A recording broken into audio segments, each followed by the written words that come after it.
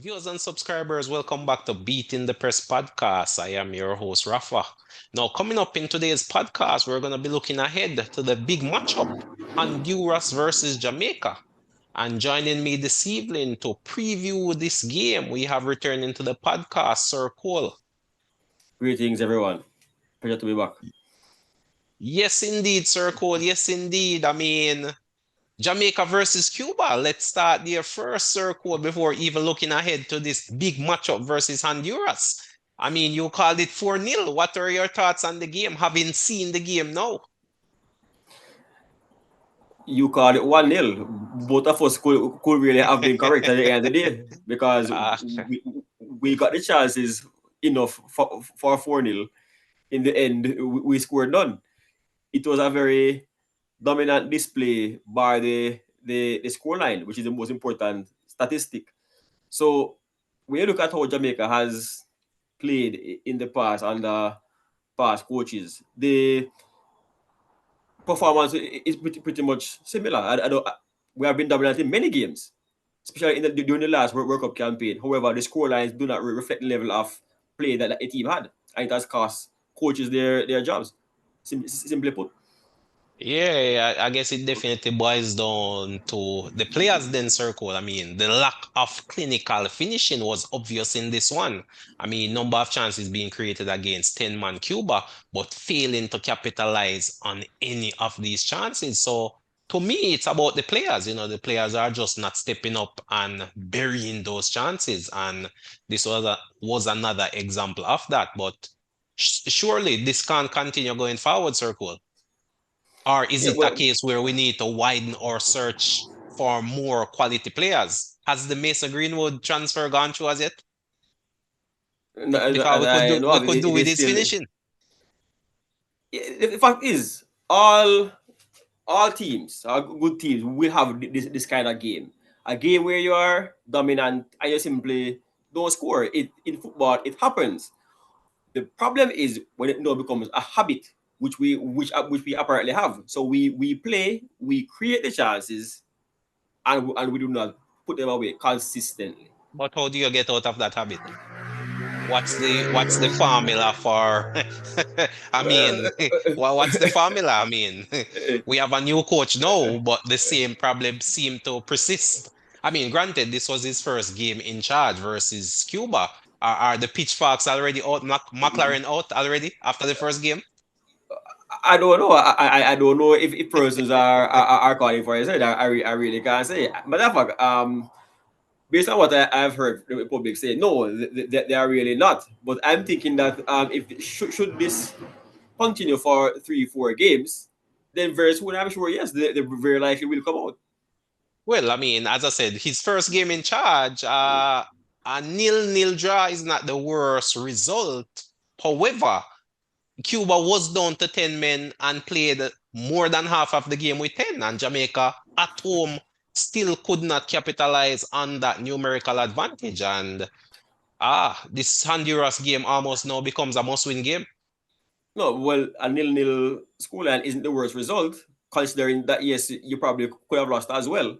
However, nil-nil against a team ranked over 160 in the world at home versus 10 men is an extremely poor result. Well, I mean, early days in the McLaren reign, I would say, early days. The coach has to be given some time in order to get his philosophy across. Fine. But did you see anything distinct coming out in this game, Circle, from a McLaren point of view to say, or all Nothing, right, this is sir. something new? It was pretty much the same old. There was nothing. There was nothing new that happened. Nothing innovative that they say yes, this is different. Nothing. No, it was pretty much really the same. Nothing jumped So out do to you say. do And you then see this continuing, or do you eventually see some changes, some distinct changes coming into play?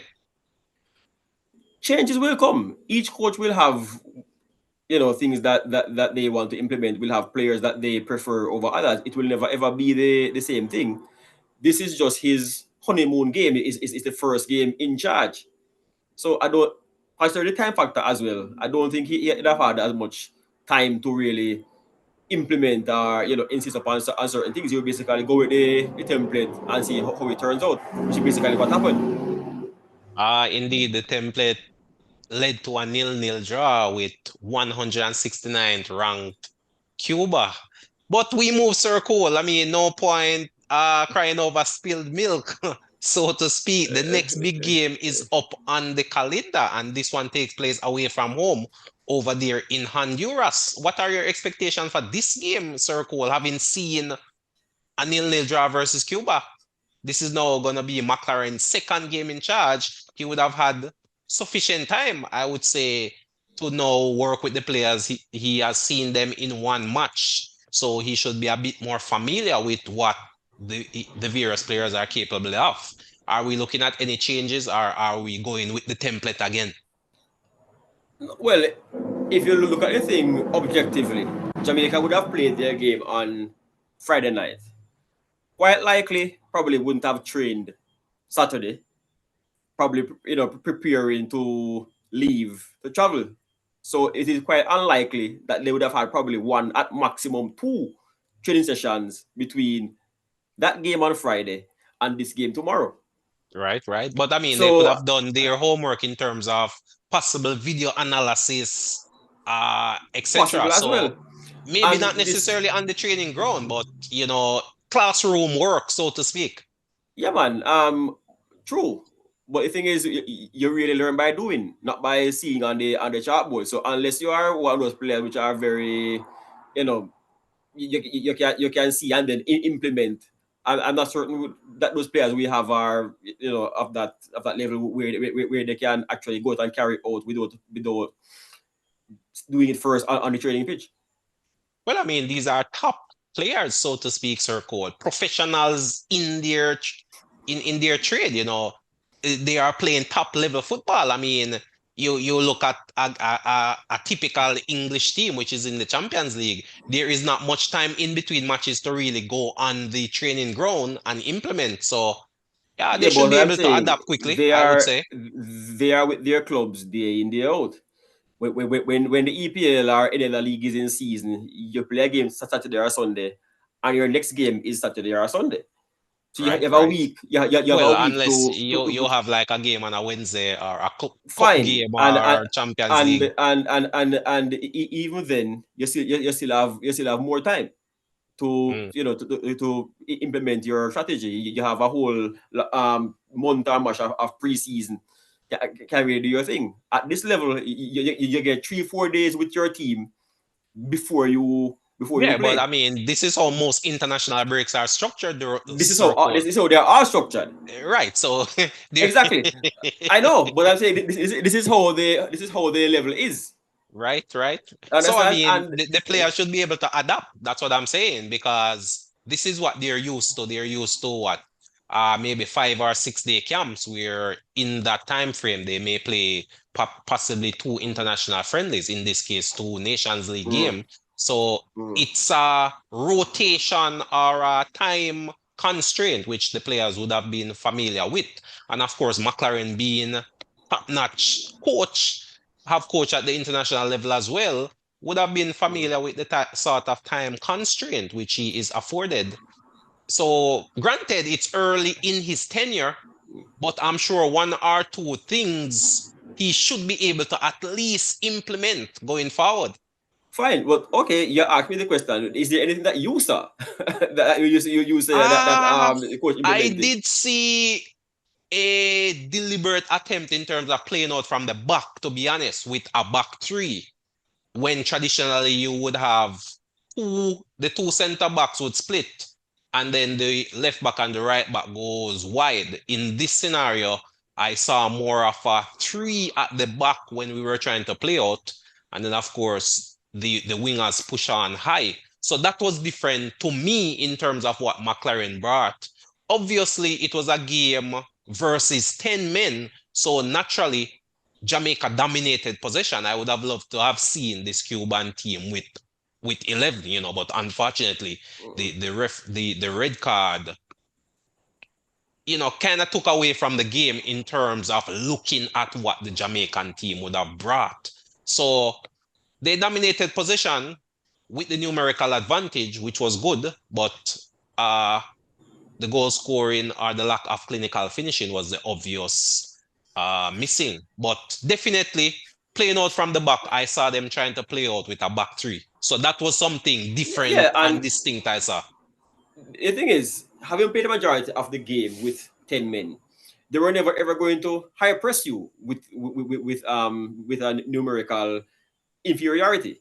So it should have been an issue to play out from the back, It wasn't, right? but it's It was just an in issue. terms Yeah. of the setup was different compared to a Hal Grimson. Hal Grimson would use pretty much four players. He would have his two centre back in the middle and then right back, left back wide. In this case, it was more like a three where one of the D mid would come deep and pick up.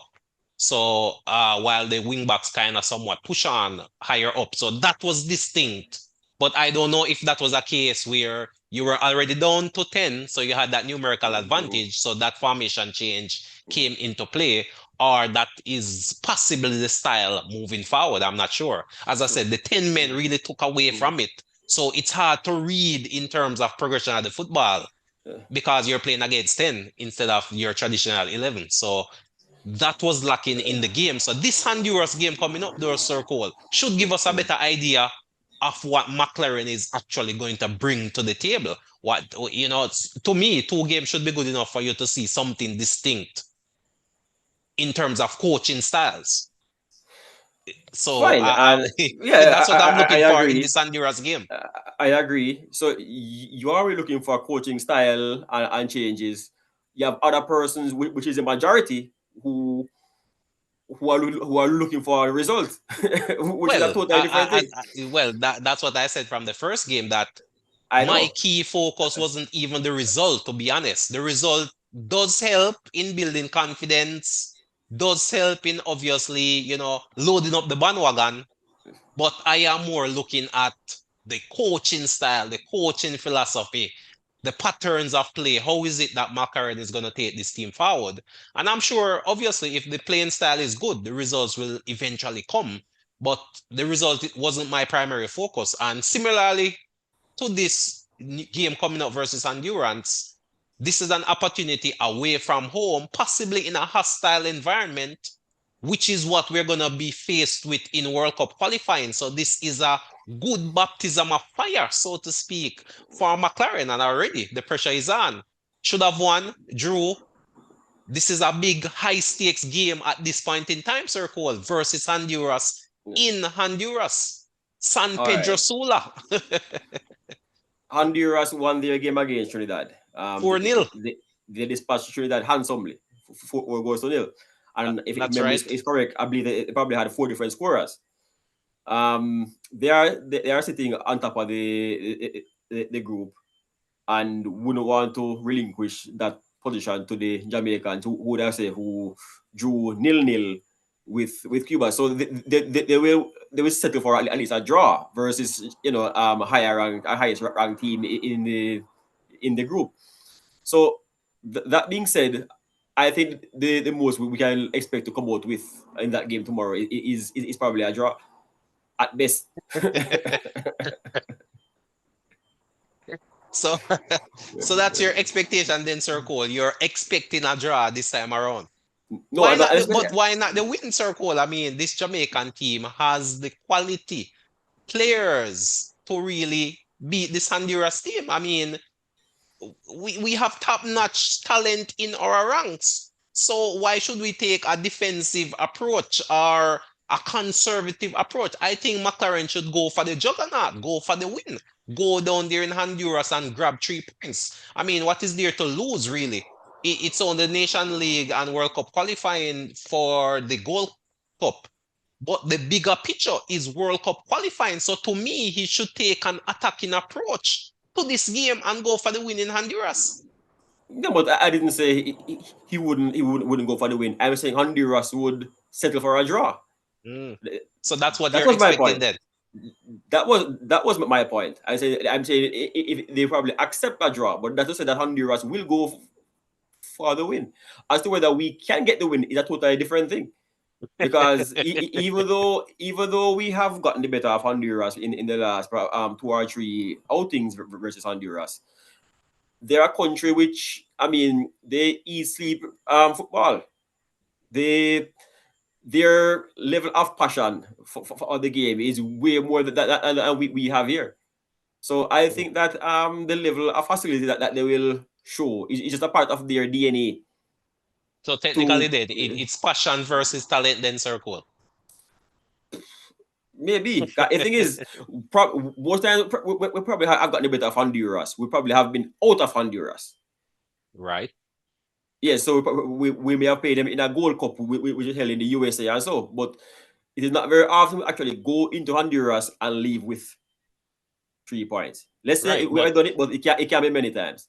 yeah, definitely, definitely. I mean, Mm, it's a hostile environment. Players become intimidated, mm, possibly refereeing mm. decisions, all the different variables when you play away from home. But Mm. I'm saying, Sir Cole, I feel Jamaica possess superior talent when you look at the likes of a Gray, a Antonio, a Bobby Reed.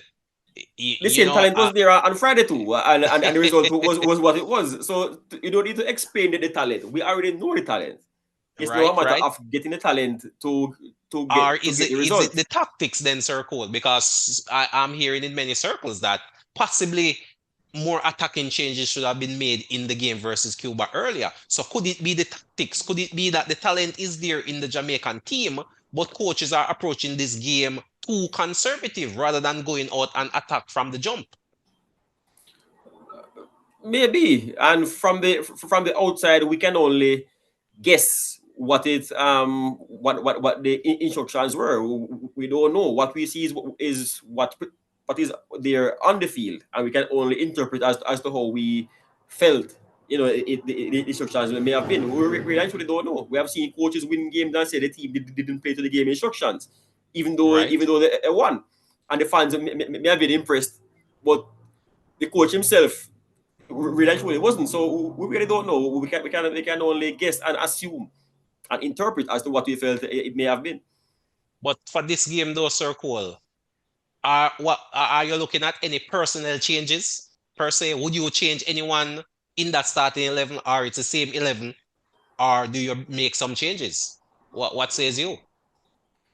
I probably would look to make one or two changes earlier in the game as opposed to waiting until late. Oh, well, I'm If even talking it, about the starting 11, to be honest with you. yeah, In yeah, terms of the but starting right 11, do you now see any changes being made to the 11?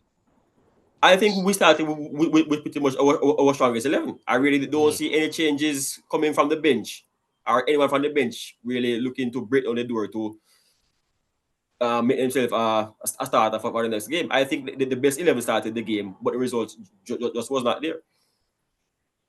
Some would argue for the inclusion of a Dixon circle, a more mobile forward up front, when compared to a more target man such as Antonio or Boza. Why not try a Dixon? Maybe go 4-4-2, for example. So you have a Antonio and a Dixon linking up, Antonio being the target man, and then Dixon running on off him. That's a tactic I think could work. And then, of course, you have a change off the bench in Nicholson, who could come on for Antonio, for example.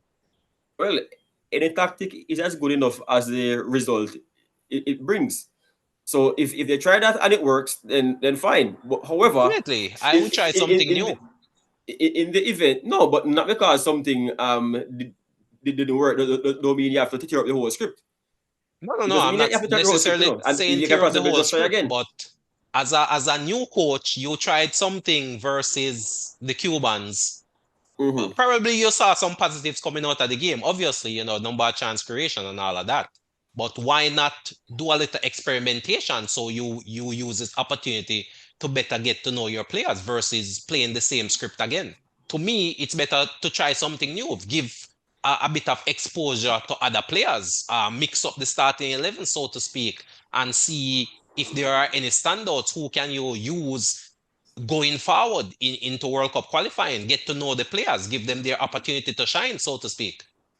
That Yeah, would be but my take for we this have game. I would seen. definitely give some new faces some opportunity to see what they have to offer. Yeah, but you can also see them from the bench as well. You don't necessarily have to start. No, man, definitely, man. You, Mixer, you, you I'm can saying also you mix can the also starting see from the 11 up. bench. No, I'm Nah, not saying, man. I'm not saying it can't be like that. I'm I just would saying definitely that mix up the 11 that's going out there. I'm not going to be playing back the same 11. how many So, for changes? example, bringing a Bernard for a low, for example, would be Mm. a good change for me. Gives exposure to the other players. See what they have to offer out there. I would start a Dixon. Maybe rest a Well, Gray. You very easily already know what then, a Gray brings. pretty You're much. familiar with Well, a Cardova Reed. Give them a rest and bring in some of the fringe players and let see what they have to offer. Because you already know with the that, core of the team in terms of the personnel you're going to be using. So why not expose some other faces, some other names, some other players and see fine. what they can bring to the fore? So be the case, we could then go with a whole new 11. Yeah, man, bring in a whole Then, new 11. That then I would not we be. don't need That to would play please me, to be the starting honest. 11 then we could go with a whole new 11. I have no issue with it either. I personally have no issue as a coach, I personally have no issues with it either. It can work as well. However, one thing you have to bear in mind is that a coach has limited time before the World Cup campaign, and would have seen where you know person complained that playing of friendlies was meaningless. Now they have brought in a system or a new strategy where the friendlies are no longer meaningless. Have something playing for, which is now the Nations League. So that opportunity that existed where you could play teams in experimental games without any real attachment to it in terms of the significance of the result, those things have changed now with points being awarded. You can get promoted, demoted, as such. So that kind of opportunity doesn't exist as much. You can still organize a friendly game, yes, but probably with your locally based players, not so much with your big star players. Well, I mean, it comes down to priority, which is the point I was trying to make earlier, that it now becomes priority. What are you prioritizing? Are you prioritizing a Gold Cup qualification or you're looking ahead to World Cup qualification? That's the point I'm making. So to me, the priority should be World Cup qualification. And as you rightly point out, it's limited time. So what better way to get a good overview of your team by giving those players an opportunity that you haven't seen yet. So to me, if I was in McClaren's shoes, in getting to know my players as quickly as possible, I'm gonna go with a new 11. Or at least mix up the 11 which you started with. You already have an idea of the quality of some of your players. So for example, you already know the quality of a Antonio, a Bobby Reed, a Gray, possibly a Low, a lot. So you know these players are gonna be the core of your team. Now you need to find other players to go with them. Give the fringe players an opportunity to shine. That is what I'm saying. So you get to know them as quickly as possible. If they get a good result against Honduras, no problem. That's a bonus. But give the fringe players a chance to shine. Is my call. Well, both options are okay options if you ask me. This is a results based job being a coach, so you can experiment your way out of the out of the Nations League Well, I in the mean, it's hope. early days. Yeah, This is only going to be McLaren's second game in charge. So, as a federation, if you're looking for the long haul, you should be able to understand the no, but football in the sense that the fact a coach of needs the matter time. is the fact of the matter is, let's say that he experiments and Right? loses all the games in this Nations League. He won't even be around to carry to bring the team to the Well, World Cup. I You mean, we don't understand? have to go so far ahead. I mean, Uh, let's look at this Honduras game. The next one on the agenda is Honduras. So, I mean, let's look at that game and see where you go from there. I mean, but you the see, dynamics could easily change look after at this game. the trend or we will see the thing going. He's one game in and it's already a must-win game. Well, well, it's the nature of the You football, in all understand? honesty. Yeah. It's, So but regardless of how good the stats were, regardless of how good we were in position, how many chances we created, how many shots on target, and all these things, how fast we recover the ball, how well we play from the back, we play through the lines, etc. The fact is, The result was not there at the end of the day. Persons would have been okay or felt good, even if the score was 1-0. At least get a win. right? But it makes no sense you perform well if the win doesn't come at the end. So it Well, basically even though the game was a draw, it feels like a loss. Just to yeah, say, but again, looking at it from a long-term point of view, Sir Cole, I realize you're looking at it rather from a short-term perspective, but long-term is what I am looking at it from, the long game. And to me, the long game is World Cup qualifying, getting to World Cup 2026. To me, that is the reason the JFF brought in a course like McClaren to get Jamaica to World Cup 2026. So to me, it's the long game. So in looking ahead to the long game, to me, use these games as an opportunity to get to know your players, get to know the core of your team. If the results come fine, that's a bonus. But you're using these games to really to fine tune your selection, see where the team may be lacking, and then of course going out probably finding some players who can fit that mold, bringing them in. For example, a Greenwood circle. Imagine if a Greenwood was on the end of some of those plays in the Cuban game. It could have easily been a 6-0. it could have been so without Greenwood as well.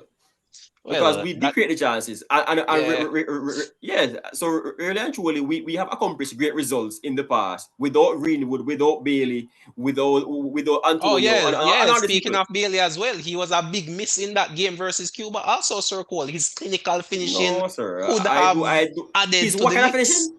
You Well, I mean, mean he is a proven goal scorer at the club level. I mean, it's just a case of yes? translating that I'm form very glad. over I'm to very the glad you put that in. international scene. I'm very glad that you put that in at club level. But what have you done for the country? You have 5 goals in 5 years, and I mean, as a fact, you understand? You can't go around these numbers, sir. You Well, can't I go around these mean, numbers. well, in terms of this game, Circle, what's your official predicted scoreline for this game versus Honduras? I'm thinking Jamaica versus Honduras tomorrow. We'll go 2-0, 2-0 Honduras. 2-0 Honduras. 2-0 Honduras. Wow. That's a big upset call there, Circle. For me, I'm going to go with the draw, Circle. I'm going to go with a 1-1 draw. I feel Jamaica should create enough chances to get a one goal, not being the most clinical of finishers. And of course, Honduras playing in Honduras, a team on farm, getting four past the likes of a Trinidad and Tobago in a hostile environment. I'm thinking that this one may very well end in a scoring draw. And as you said, Honduras should be quite satisfied, getting a draw against a higher ranked opponent. Of course, if this was the case, then Jamaica leaving these two games, I think, would be disappointed not to have at least gotten 3 points from one of these games. But I don't think it will be the end of the world.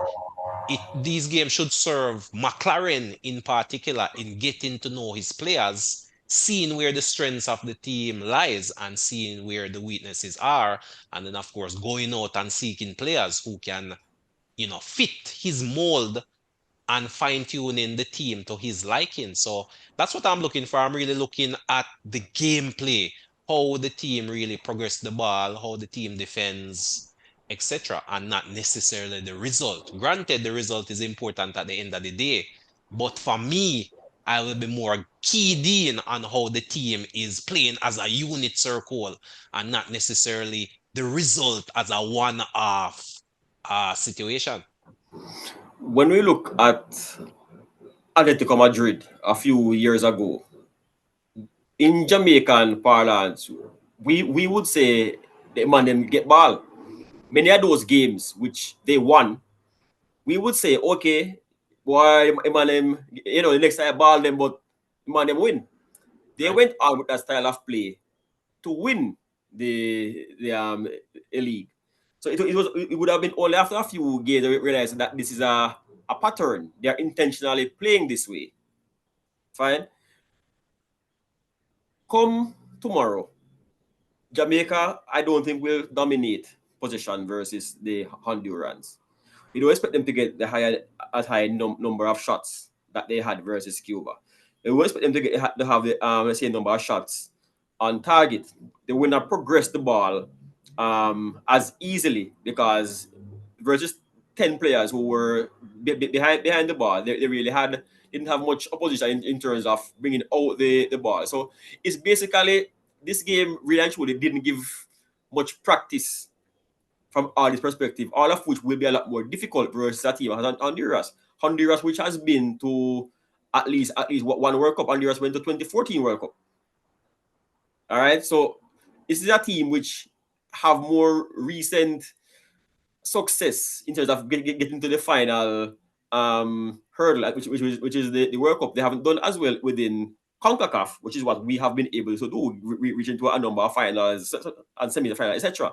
But when it comes to World Cup, the Honduras have gotten further than we have. And I don't think Ah, that we'll have our own way in Honduras at all. Definitely, definitely. But I feel Jamaica has the pedigree circle, and we have to now start putting our stamp on these games, is the point I'm making. And to me, it starts with Coach McClaren. I think Jamaica will go out there and dominate possession in this one circle. I think we have superior ball handling skills in the middle of the park. Up front, we have superior pace, wingers, quality finishers, and a stout So, defensive unit circle. question, We have one of the top question, goalkeepers in MLS for years now. question. When we play Mexico and the USA, will we also dominate possession? Well, those teams are a bit more trickier circle. The talent level may be somewhat similar. So while I expect the possession in those games to be shared, playing against teams like Honduras circle, which I believe we have a superior level of talent too, we should be looking to dominate these games easily and getting quality And results with the the sort fact of is, talent we this have. evening, I was listening to a program, and he said that the Jamaican public will accept an ugly win versus the Mexicos and US and Canada, etc. However, they want the team to play pretty versus the inferior teams. So Which is what you should be doing. You should be dominating these teams. fine. What is the pattern? What is our style of play? Are we a possession team or are we a counter Well, that team? that is what I am looking for. That is exactly what I am looking to find out from McClaren. That is why I say I'm not looking at the result.